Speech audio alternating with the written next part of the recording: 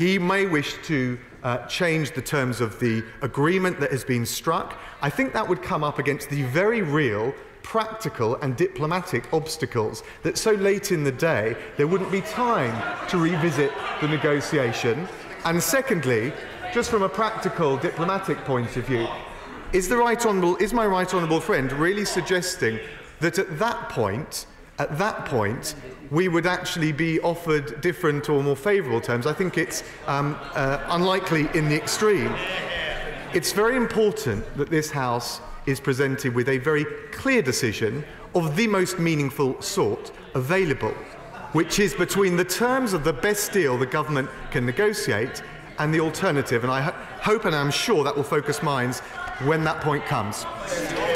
Keir Starmer. Thank you, Mr. Speaker, for granting the urgent question. Can I start by saying this? I profoundly disagree with the Prime Minister on a number of issues, including Brexit. But some of the quotes and comments about the Prime Minister this weekend attributed to Conservative MPs, ministers or former ministers, are nothing short of disgraceful. In a time of growing extremism, hostility and threats to those in public life, MPs should know better. They are, as ever, from unnamed sources, and I hope the House this afternoon can agree that this kind of language has no place in our politics and has to stop. Mr. Speaker, Labour has spent 18 months campaigning for a meaningful vote and for Parliament to be properly involved in the Brexit negotiations. Yet at every stage, the government's response has been to push Parliament away, and we fear this is the latest example. Labour is clear that Parliament must be able to express its view on any deal the Prime Minister brings back. Yet the Secretary of State's letter brings that into question. Of course, Labour recognises that Parliament will have to approve or disapprove any Brexit deal. It must be a decisive decision. But it's the role of Parliament and not the Executive to decide how that view is to be expressed. Labour has always believed that Parliament should be able to table, debate and vote on amendments. That's consistent, Mr. Speaker, with paragraph 5 of the government's own legal advice, which makes clear that absent a business motion being approved by the House, multiple amendments may be tabled. The selection of amendments and the order they're taken in is in the hands of the Speaker, and multiple amendments can be selected. So I want to be clear that Labour will not support any business motion that does not meet these criteria, and I urge the Secretary of State to think again. Thank you. State. Well, I thank the Shadow Brexit Secretary for his comments, and I agree with him about the need for serious substantive debate and for the right tone of this debate. He's right that the meaningful vote needs to be a decisive decision. We set that out in the memorandum, and that is what Section 13 of the EU Withdrawal Act 2018 provides. And as the memorandum that we've published makes clear, we expect amendments to be allowed on the motion, although, again, that is an issue for you, Mr. Speaker. I think the distinction that needs to be borne is between the likely impact that any procedural amendments would have on the withdrawal agreement at the international level. And the Shadow Brexit Secretary is far too assiduous and astute a lawyer to know that as a matter of basic law, that they could not have an effect of altering the withdrawal agreement. And also, I think common sense, he will know, means that it would be highly unlikely, if not impossible, for us to refer back to the negotiating table. Anna Seabury. Mr. Speaker, may I gently say to the Secretary of State that, of course, he was in the Ministry of Justice, and in his ministerial role, he helped negotiate the passage of the bill that eventually became the Act, which is the subject of this urgent question. And I agree with the Right Honourable and Learned Member for Beaconsfield. This is a matter of trust. And it is quite incredible for the Secretary of State to stand up and basically say that as a former minister who navigated this bill through the House, that they didn't understand the consequences. And it's not just a matter of trust in Parliament, and along the benches on this side, and my right honourable friend knows there were many members who were very concerned about all of this and who trusted the government that we would have a meaningful vote. But it's also amongst the people of this country, and if they think there's any breach in trust, they will not forgive this government. Well, I thank the Honourable Lady, my honourable friend. She will know, because it's set out in our memorandum, and I know she scrutinises these things very carefully, that we are amenable, subject to the prerogatives of the Speaker in the House, that this would be a motion with an amendable motion at that. She will also understand the need, and this is why it is a meaningful vote, of the very highest order, for there to be a clear decision that we are given on the deal that we're confident we can strike with our EU partners, so that we know whether we can proceed to implement it. Mr. Peter Grant. Thank you, Mr. Speaker. Can I commend the Right Honourable Member for Beaconsfield not only for submitting the question, but for the forensic way in which she has completely dismantled any credibility the government's position may have had. Can I also endorse in their entirety the comments from the Right Honourable Member for the Opposition about the appalling comments that have been made directed against the Prime Minister. I disagree with the Prime Minister on a lot of things, but nobody should be issued with the kind of threats that she's been expected to cope with over the last few days. Mr. Speaker, the discussion now too much is about who will become the next Prime Minister. The long-term career prospects of the Prime Minister, or of any of us, are infinitesimally trivial compared with what will be at stake if and when this Parliament gets a chance to do its job in a meaningful vote. And that means not only a meaningful motion, it means we must be able to put forward and vote on meaningful amendments before the final decision was taken. So can the Secretary of State confirm that meaningful amendments will be allowed and that Parliament will have the opportunity to meaningfully amend the motion before we're asked to agree on the final deal? And can he tell us, given that we're getting hour by hour and minute by minute updates on the government's negotiations with a select 50 or so members of Parliament, when does the government intend to start seeking consensus across the 600 members of this House who are not members of the DUP or the European Research Group? Well, I can assure the honourable gentleman that under the memorandum that we have sent to the Procedure Committee and that's been published, there will be a substantive motion, it will be amendable, and I don't expect any honourable member on any side of this House would table a meaningless amendment. So I reject the premise of the question in that regard. John Redwood. He confirmed that no motion of this House can overturn the 2 Acts of Parliament for withdrawal and the Article 50 letter, which all say we're leaving on the 29th of March next year, and that the government is not minded to repeal those acts.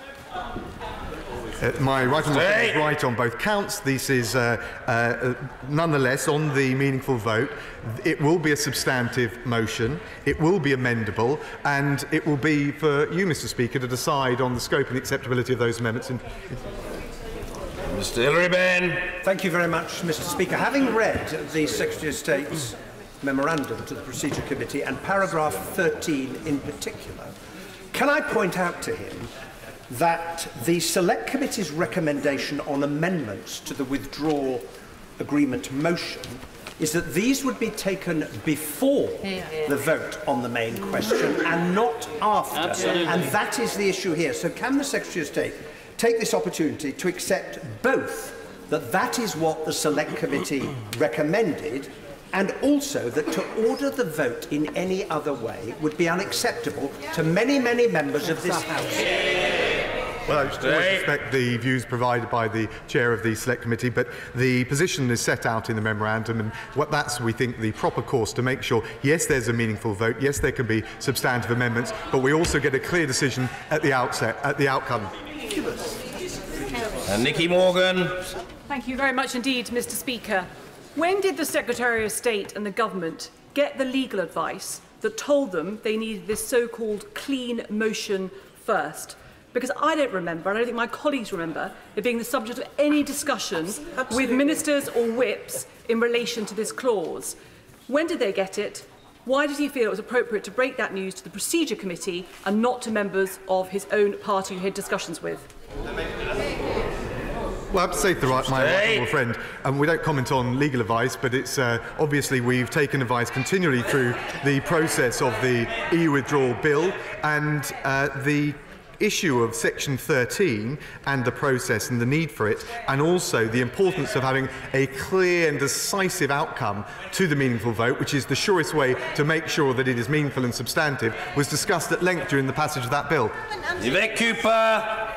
The Secretary of State seems to be arguing that we cannot discuss any amendments in advance simply because those amendments might not be ones the government agrees with, might be ones that won't give the government the legal support it wants, or might not agree with the government that there is no alternative to its motion.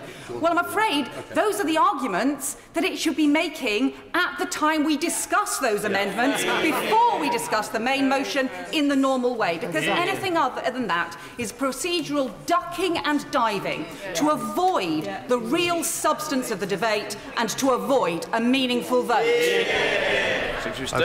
Say to the Right Honourable Lady, I don't think there was a question there, but as she will know, the selection of amendments and what the House can discuss is a matter for the Speaker. To be fair, the Secretary of State, people will take whichever view they like. He's always an estimably courteous individual in the chamber, and we must hear the fellow. And Mr. Jacob Rees-Mogg. Thank you. Will my right honourable friend confirm once again that the choice is clear and the meaningful vote either to accept the government's proposition or to leave without a withdrawal agreement? Well, I thank my honourable friend. He will know that Section 13 deals with what happened at some length and the procedural variations of what would need to happen in the event of Parliament not approving the deal that we do. And of course, in relation to all the other proxy debates that I think honourable members want to repeat in relation to the type of exit or the type of deal that we should negotiate, we have had 11 votes on single market or customs union type variations to the government's negotiating mandate, and the government in this House won each and every one. Luciana Berger. Thank you, Mr. Speaker. Clear from what the Secretary of State has just told us that his agreement is that his government is not offering this House a meaningful vote. How does it amount to Parliament taking back control if his government is now attempting to gag our democracy by preventing MPs from being able to amend the motion first? I just gently refer the honourable lady to the memorandum, which makes clear there will be a substantive motion, and certainly it's our view, subject to the view of the Speaker, Mr. Speaker, that there would be amendments on it. Dr. Philip Lee. Mr. Speaker, when is the government going to accept that the time for negotiations are over, that the time for appeasing factions is over? The EU has consistently offered two options, Norway and Canada. Norway does not meet the expectations of the Brexit voting public, and Canada does not have a majority in this House. The government's latest attempt to stop Parliament from having a meaningful vote is yet more evidence that the foisting of a Brexit fudge on this Commons is imminent. 750,000 people in London on Saturday recognised these realities. When is the government going to do so too and give the British public a meaningful vote to get their informed consent to whatever Brexit is on offer or to remain in the European Union? I thank my honourable friend. It was very inventive the way he got that in through the back door. But all I would gently say is that the basic democratic arithmetic suggests that several 100,000 protesting in what was an impressive protest cannot trump the will of 70 million who voted in a national referendum to leave the EU. Angela Regal. Thank you, Mr. Speaker. I think the Minister has actually gone through the looking glass and left his dictionary behind him. He seems to think that meaningful actually means meaningless. And he seems to think in his topsy-turvy world that you can amend motions after you've voted on them. Why doesn't he get a grip, get back to the real world and give this Parliament the meaningful vote that his government and his colleagues promised us when they accepted that amendment? Well, I thank the honourable lady, but I don't think she's right on either of the key points that she made. The memorandum that we published sets out very clearly that there will be a substantive motion. It will be, in our view, subject to amendments. What we can't have is a vote that renders meaningless the outcome of the referendum. Well, of course, there has been much reference to the Procedure Committee, of which the honourable gentleman, the member for Gainsborough, is, of course, a distinguished ornament. Sir Edward Lee. Ornament. Actually, to sum it up, the evidence given to the Procedure Committee last week was very clear. If there's no deal under 13.4, it's a motion on a neutral motion. If there is a deal, there has to be a meaningful vote under Section 13.1 of the Act. Amendments, that motion is amendable, and amendments must be taken first, unless the government produces its own business statement, and there has to be a vote on that. That is the procedure. But the important point to understand is that deal or no deal, meaningful vote, passed or not, can only affect the deal. It cannot affect the outcome of Brexit, because that is in statute. And only the government can introduce legislation, so only the government can stop Brexit on the 29th of March.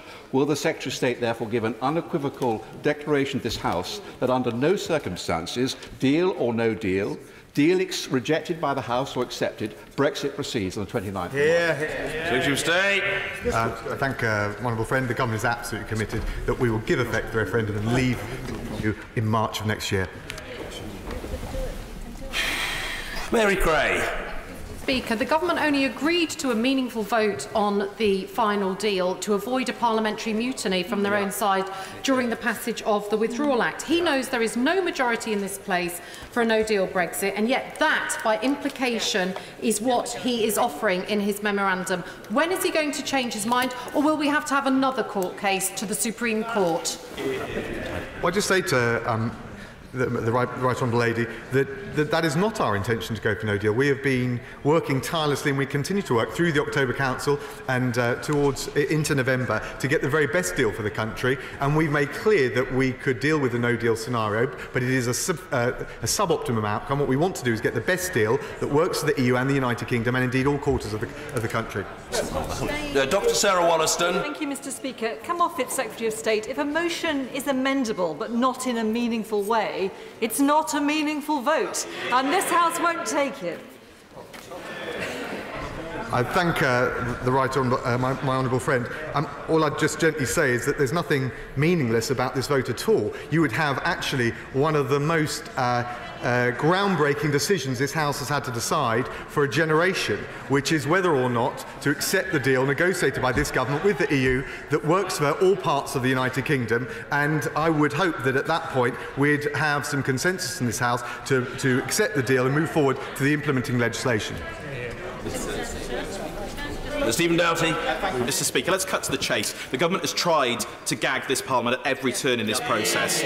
Now, they have a choice. The position that the Minister is trying to put forward is essentially that it's no deal versus the deal that the government has. That is not politically, constitutionally or morally sound. Can the Secretary of State, further to my honourable friend, the member for Loughborough's question, explain whether or not he has taken legal advice on this, when he took it, and who commissioned it? Was it him?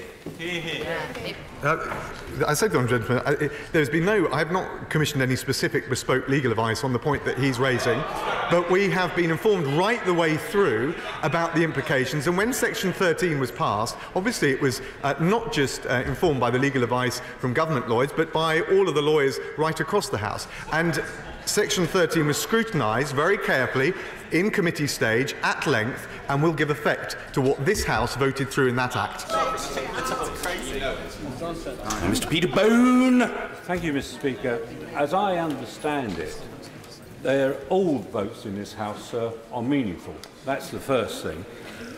The second point is that the Act says the House will vote on whether the withdrawal agreement should stand or not. Now, so I might be voting against that agreement, but it will be the meaningful vote. Amendments would then follow if that motion was lost. I say to my honourable friend, Sections 13, paragraphs 4 to 6 set out the process, which includes the government coming back to Parliament if in the no-deal scenario. It's all set out very clearly in the legislation, amplified by the memorandum we've provided to the committee. Chris Leslie.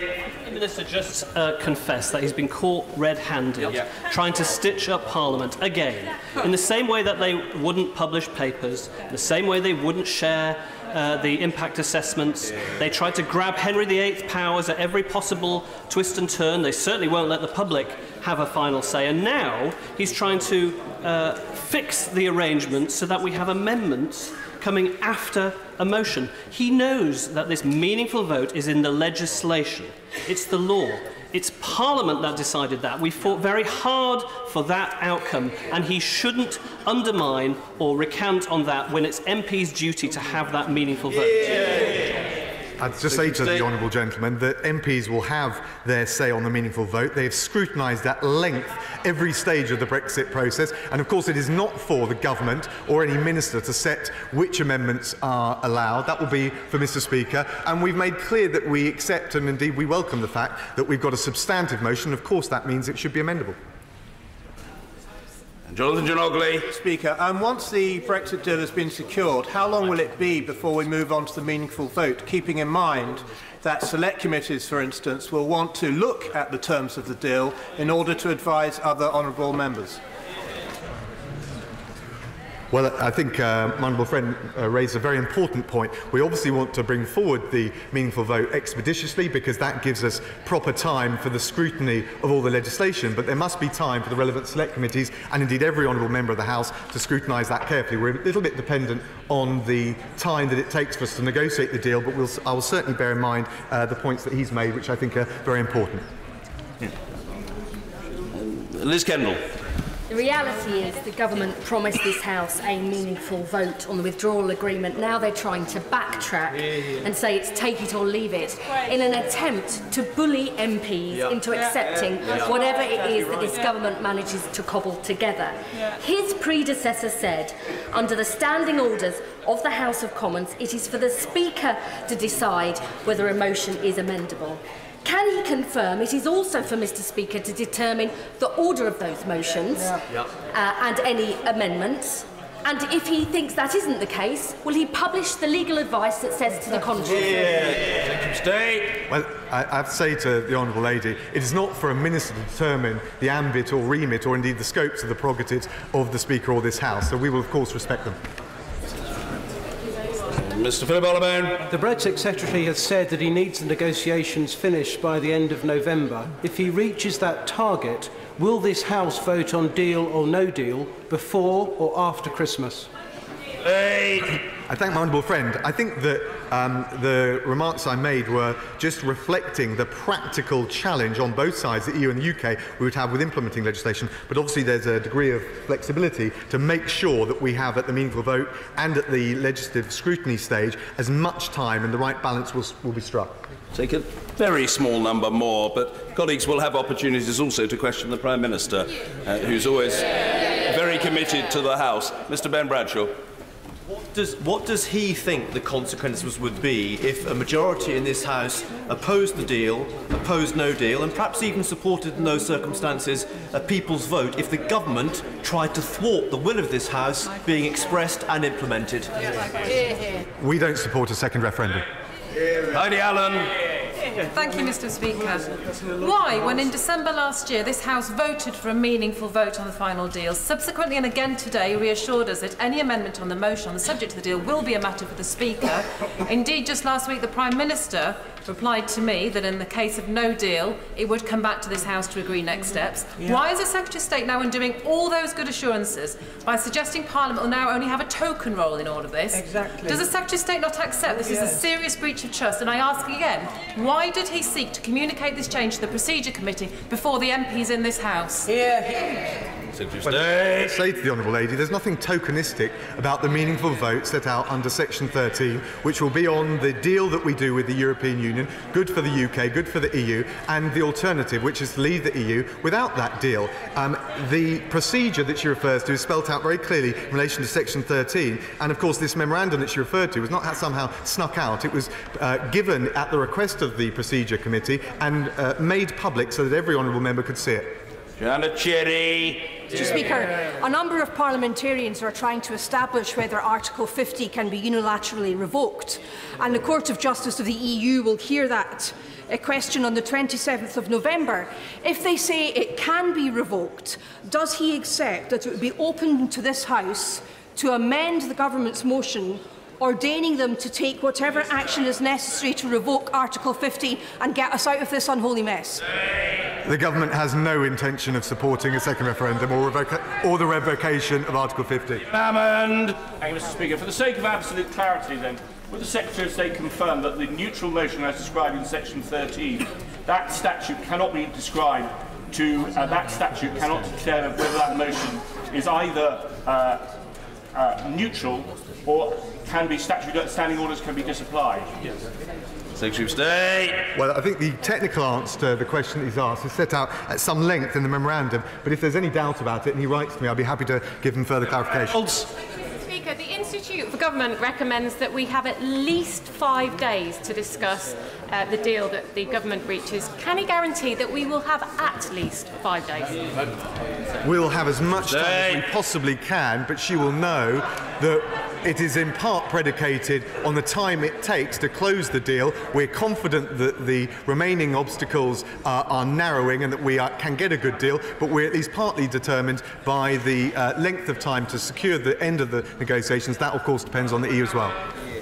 Thank you, Mr. Speaker. You don't need to be a procedural junkie or one of the many historians in this House to know that here we vote on the amendments first. So can I ask the Secretary of State to give any example at all whenever in this House we voted on the amendments second? Secretary of State. Well, I'm not sure that is the simple answer, but what I would just say to the Honourable Lady is that we will have a substantive motion. It will be subject to amendment, and that will be for the Speaker to decide as she wants. Stephen Kinnock. Thank you, Speaker. The Secretary of State's memorandum justifies the ordering of this with the substantive motion coming first, which is highly unusual, of course, on the basis of Standing Order 31, which is for Opposition Day motions. Yes. On which planet could you describe this motion as an Opposition Day motion? He may well be an expert on the standing orders, but all I would say to him is that on the substance of the issue, it's clear. There will be a clear decision for this House to accept the deal we negotiate with the EU or to leave the EU with no deal. And I know which side I will be on in relation to that debate, and we're confident we can get a good deal, and I hope he'll row behind it. Tom Brake. Mr. Speaker, does the Secretary of State understand that for many in this House,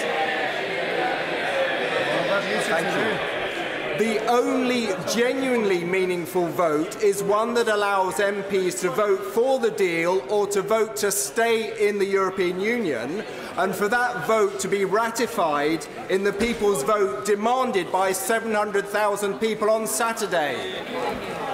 We had that vote. It was in 2016 and the people decided to leave. Mr. Frank Field. Isn't it in the hands of the House of Commons to decide whether it wants a meaningful vote? We have backbench time. I'll be seeking time with support across the House to get past a motion which says if we do not approve the government's negotiating final position, the fallback position will be Norway and Canada, and that we won't pay money until the agreement's through.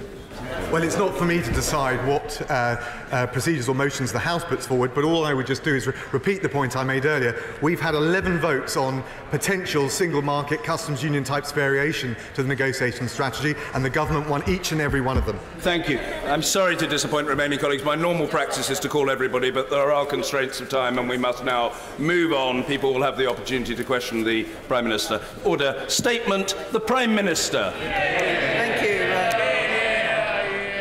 Thank you, Mr. Speaker.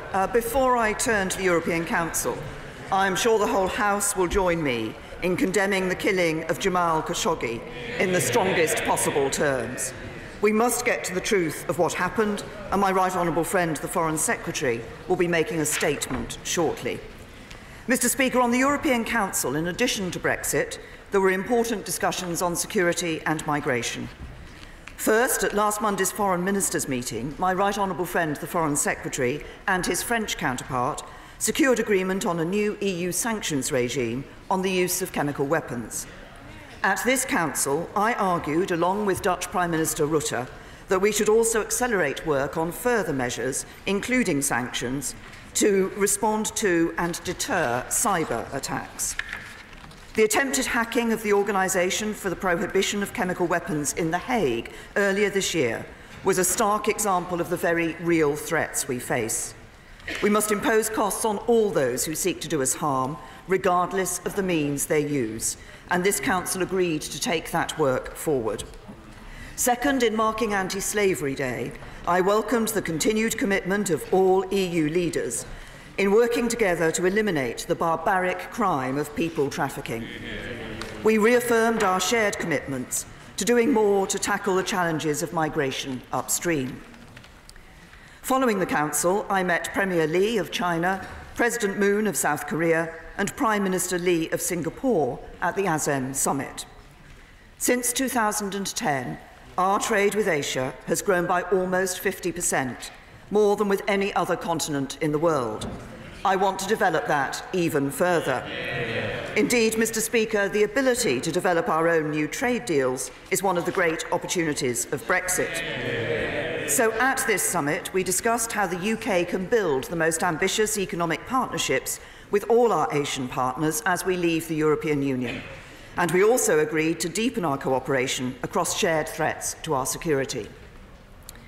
Turning to Brexit, Mr. Speaker, let me begin with the progress we have made on both the withdrawal agreement and the political declaration on our future relationship. As I reported to the House last Monday, the shape of the deal across the vast majority of the withdrawal agreement is now clear. Since Salzburg, we have agreed the broad scope of provisions that set out the governance and dispute resolution arrangements for our withdrawal agreement. We have developed a protocol relating to the UK sovereign base areas in Cyprus. Following discussions with Spain and in close cooperation with the government of Gibraltar, we have also developed a protocol and a set of underlying memoranda relating to Gibraltar, heralding a new era in our relations. And we have broad agreement on the structure and scope of the future relationship, with important progress made on issues like security, transport and services. And this progress in the last 3 weeks builds on the areas where we have already reached agreement on citizens' rights, on the financial settlement, on the implementation period, and in Northern Ireland, agreement on the preservation of the particular rights for UK and Irish citizens, and on the special arrangements between us, such as the Common Travel Area, which has existed since before either the UK or Ireland ever became members of the European Economic Community. Mr. Speaker, taking all of this together, 95% of the withdrawal agreement and its protocols are now settled. There is one real sticking point left, but a considerable one, which is how we guarantee that in the unlikely event our future relationship is not in place by the end of the implementation period, there is no return to a hard border between Northern Ireland and Ireland. The commitment to avoiding a hard border is one this House emphatically endorsed and enshrined in law in the Withdrawal Act earlier this year. As I set out last week, the original backstop proposal from the EU was one we could not accept, as it would mean creating a customs border down the Irish Sea and breaking up the integrity of our United Kingdom. I do not believe that any UK Prime Minister could ever accept this, and I certainly will not. But as I said in my Mansion House speech, we chose to leave. We have a responsibility to help find a solution. So earlier this year, we put forward a counter-proposal for a temporary UK-EU joint customs territory for the backstop. And in a substantial shift in their position since Salzburg, the EU are now actively working with us on this proposal. But a number of issues remain. The EU argue that they cannot give a legally binding commitment to a UK-wide customs arrangement in the withdrawal agreement, so their original proposal must remain a possibility. Furthermore, Mr. Speaker, people are understandably worried that we could get stuck in a backstop that is designed only to be temporary. And there are also concerns that Northern Ireland could be cut off from accessing its most important market, Great Britain. During last week's Council, I had good discussions with Presidents Juncker, Tusk and Macron, Chancellor Merkel and Taoiseach Varadkar and others about how to break this impasse. I believe there are 4 steps we need to take. First, we must make the commitment to a temporary UK-EU joint customs territory legally binding, so the Northern Ireland-only proposal is no longer needed. This would not only protect relations north-south, but also vitally east-west. This is critical. The relationship between Northern Ireland and the rest of the UK is an integral strand of the Belfast Good Friday Agreement. So to protect that agreement, we need to preserve the totality of relationships it sets out. Nothing we agree with the EU under Article 50 should risk a return to a hard border or threaten the delicate constitutional and political arrangements underpinned by the Belfast Good Friday Agreement. The second step is to create an option to extend the implementation period as an alternative to the backstop. Mr. Speaker, I've not committed to extending the implementation period. I do not want to extend the implementation period, and I do not believe that extending it will be necessary. I see any extension or being in any form of backstop as undesirable. By far the best outcome for the UK, for Ireland and for the EU is that our future relationship is agreed and in place by the 1st of January 2021. I have every confidence that it will be, and the European Union have said they will show equal commitment to this timetable. But the impasse we are trying to resolve is about the insurance policy if this does not happen. So what I'm saying is that if at the end of 2020 our future relationship was not quite ready, the proposal is that the UK would be able to make a sovereign choice between the UK-wide customs backstop or a short extension of the implementation period. And, Mr. Speaker, there are some limited circumstances in which it could be argued that an extension to the implementation period might be preferable if we were certain it was only for a short time. For example, a short extension to the implementation period would mean only one set of changes for businesses at the point we move to the future relationship. But in any such scenario, we would have to be out of this implementation period well before the end of this Parliament. The third step, Mr. Speaker, is to ensure that were we to need either of these insurance policies, whether the backstop or a short extension to the implementation period, we could not be kept in either arrangement indefinitely. We would not accept a position in which the UK, having negotiated in good faith an agreement which prevents a hard border in Northern Ireland, nonetheless finds itself locked into an alternative, inferior arrangement against our will. The fourth step, Mr. Speaker, is for the Government to deliver the commitment we have made to ensure full continued access for Northern Ireland's businesses to the whole of the UK internal market. Northern Ireland's businesses rely heavily on trade with their largest market, Great Britain, and we must protect this in any scenario. Mr. Speaker, let us remember that all of these steps are about insurance policies that no one in the UK or the EU wants or expects to use. So we cannot let this become the barrier to reaching the future partnership we all want to see. We have to explore every possible option to break the impasse, and that is what I am doing. When I stood in Downing Street and addressed the nation for the first time, I pledged that the government I lead will not be driven by the interests of the privileged few, but of ordinary working families.